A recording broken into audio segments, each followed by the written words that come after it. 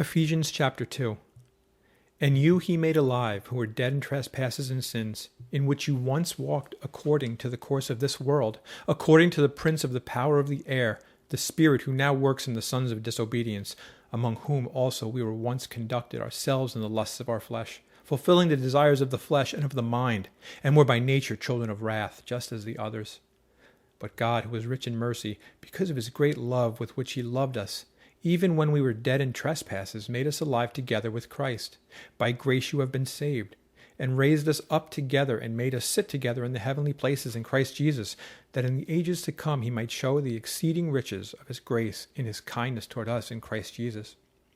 For by grace you have been saved through faith, and that not of yourselves, it is the gift of God, not of works, lest anyone should boast. For we are his workmanship, created in Christ Jesus for good works, which God prepared beforehand that we should walk in them.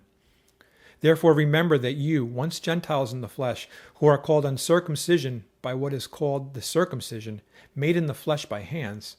that at that time you were without Christ, being aliens from the commonwealth of Israel, and strangers from the covenants of promise, having no hope and without God in the world. But now in Christ Jesus, you who once were far off have been brought near by the blood of Christ. For he himself is our peace, who has made both one, and has broken down the middle wall of separation, having abolished in his flesh the enmity that is the law of the commandments contained in ordinances, so as to create in himself one new man from the two, thus making peace, and that he might reconcile them both to God in one body through the cross, thereby putting to death the enmity. And he came and preached peace to you who were afar off and to those who were near, for through him we both have access by one Spirit to the Father.